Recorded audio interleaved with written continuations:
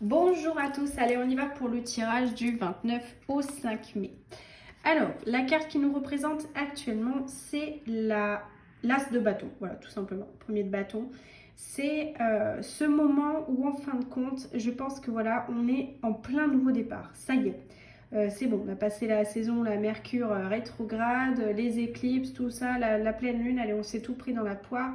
Il y a un moment, il y a une opportunité, il y a un nouveau potentiel qui est là, on va le saisir. Voilà, pourquoi? Parce qu'effectivement, il y a ce risque avec cette carte de quelque chose d'éphémère, c'est-à-dire qu'on risque que ce qui se passe, la nouveauté qui arrive, les choses, etc., peuvent nous échapper. Moi, je pense que là, il faut faire bon usage et vous voyez, encore une fois, c'est une carte, c'est le bâton, c'est la créativité, la passion, c'est vivace, il y a quelque chose qui se passe. Donc, cette carte, elle arrive dans un tirage quand on a une explosion d'énergie comme ça, qui, quelque part, incarne l'inspiration, l'action qui survient. Vous voyez, surtout avec le dragon, là, c'est vraiment quelque chose qui remonte.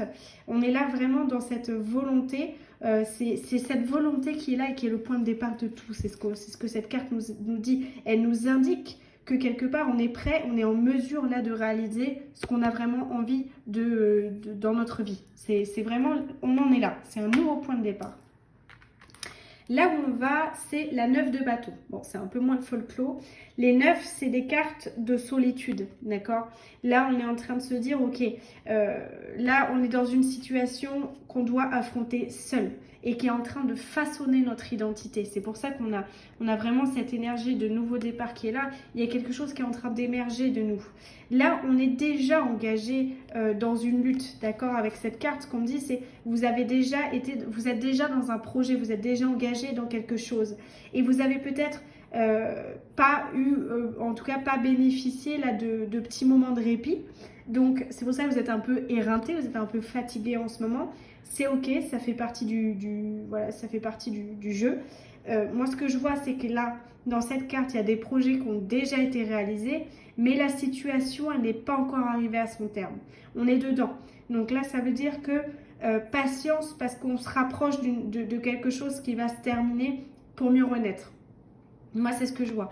Là, ce qu'il faut, c'est faire preuve de patience. Le pire est passé, c'est sûr, mais restez prudent parce que justement, veillez sur ce que vous êtes engagé à protéger et ce dans quoi vous êtes engagé de toute façon. Voilà. Donc, c'est vraiment vers là où on va. Alors, c'est sûr, là, on est un peu... vous voyez, ça tire, là, ça tire. En ce moment, ça vient nous challenger. La carte qui va nous aider, c'est la 7 de coupe. La 7 de coupe, c'est lorsque on atteint une certaine évolution, il y a une certaine richesse là de ce monsieur, lorsqu'on atteint une certaine évolution, pour moi, il est naturel d'évaluer ce qui se passe dans notre vie. C'est-à-dire de regarder où on va aller pour la suite du chemin. Et là, on en est là. On est en ce moment-là de se dire, ok, moi je veux aller là, mais pour aller là, il va falloir faire un pas dedans.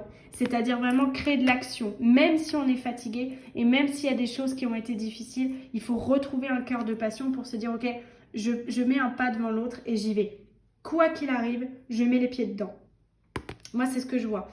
Je pense que là, il est question aussi de ce que je ressens, de peut-être avoir peur de prendre des mauvaises décisions et du coup d'être paralysé, de se dire oui mais si je vais là, finalement qu'est-ce que je... Et si ça marche pas, qu'est-ce que je fais? Ou là ça va être compliqué, vaut mieux pas, je sais pas, je sais... Là on est dans le truc où écoutez en fin de compte la meilleure décision pour vous, c'est-à-dire pas forcément la décision la plus exaltante, mais celle dont vous avez réellement besoin. De quoi vous avez réellement besoin d'aller au bout du projet là que vous êtes en train d'entreprendre. Il y a vraiment cette notion-là de...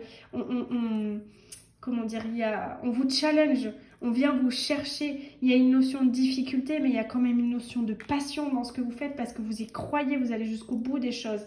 Et la 7 de coupe, elle nous dit, quoi qu'il arrive, mettez un pied dedans, avancez, quoi qu'il arrive. C'est clair. Et d'ailleurs, la carte qui est en défi, c'est la roue de la fortune. La roue de la fortune nous dit quoi? Elle nous dit qu'on peut essayer de contrôler tous les aspects de notre vie, vous voyez, le sentimental, le professionnel, le machin, le truc. Mais il y a un moment, l'énergie, elle va aussi là où vous la mettez, dans le domaine que vous choisissez ici et maintenant. Vous ne pouvez pas tout dispatcher, sinon c'est compliqué. Donc, moi, ce que je vois, c'est qu'on peut gérer ses émotions, on peut gérer ses réactions lorsqu'on est confronté à des moments charnières comme ça. Donc effectivement, il y a un domaine qui va peut-être un petit peu pâtir plus que l'autre voilà, dans les prochaines semaines, mais c'est un mal pour un bien parce que vous ne pouvez pas vous disperser partout, tout faire, machin, aider tout le monde, faire votre projet, penser à vous, gérer vos enfants, gérer la coupe, gérer machin, c'est pas possible. Là, vous êtes focus sur ce que je vous disais, là où sont vos réels besoins, ce qui est le plus important pour vous. Concentrez votre énergie là-dedans. Mettez toute votre passion et votre conviction là-dedans parce qu'il y a quelque chose qui est en train de se faire. Et de toute façon, la roue tourne, c'est juste transitoire. Ça ne va pas être quelque chose qui va durer ad vitam aeternam. Il y a une transition qui va se faire et vous allez pouvoir après vous concentrer sur d'autres domaines. Et d'ailleurs, au niveau sentimental, on a la reine de coupe.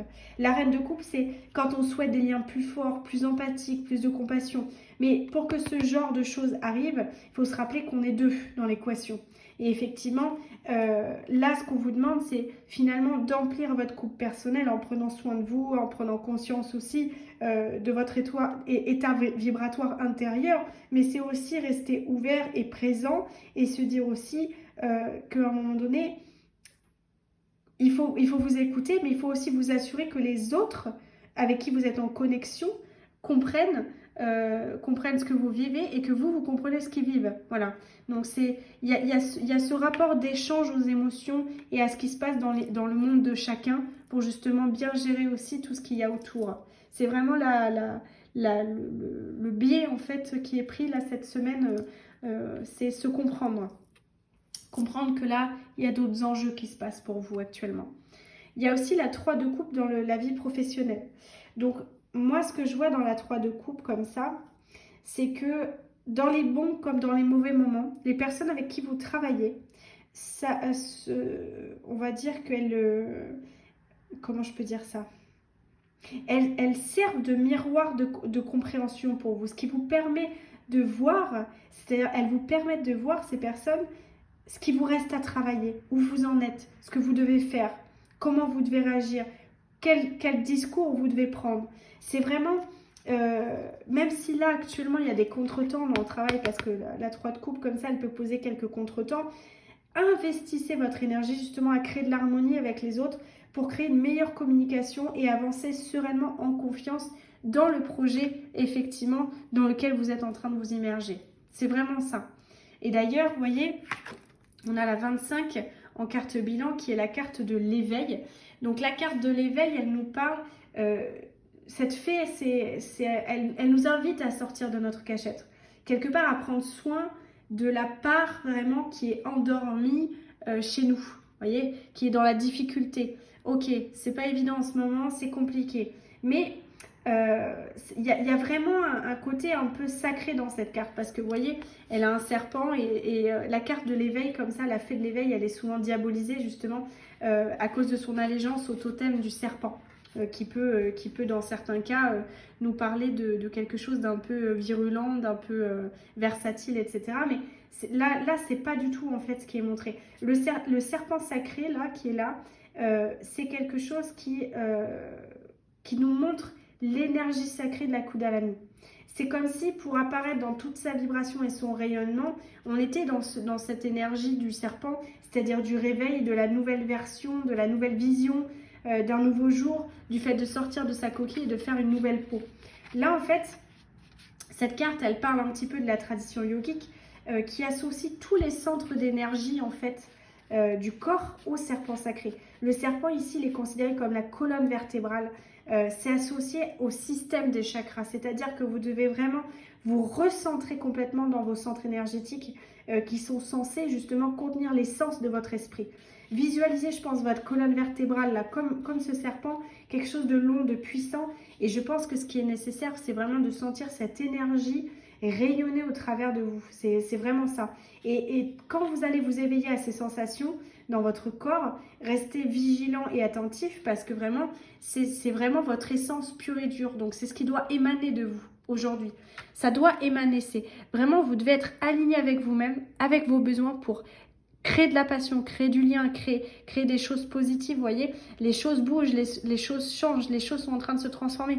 Même si vous êtes fatigué, même si vous êtes à bout, ça fait partie du jeu, vous devez affronter cette situation seul et vous êtes dans une lutte où il va y avoir des bénéfices. Donc ne perdez pas espoir, ne vous découragez pas et prenez contact avec les personnes avec qui vous travaillez, les personnes qui sont des personnes ressources pour vous, pour justement vous générer de l'énergie et être vraiment dans votre essence même, là, ici et maintenant. Moi, c'est ça que je vois cette semaine en tout cas.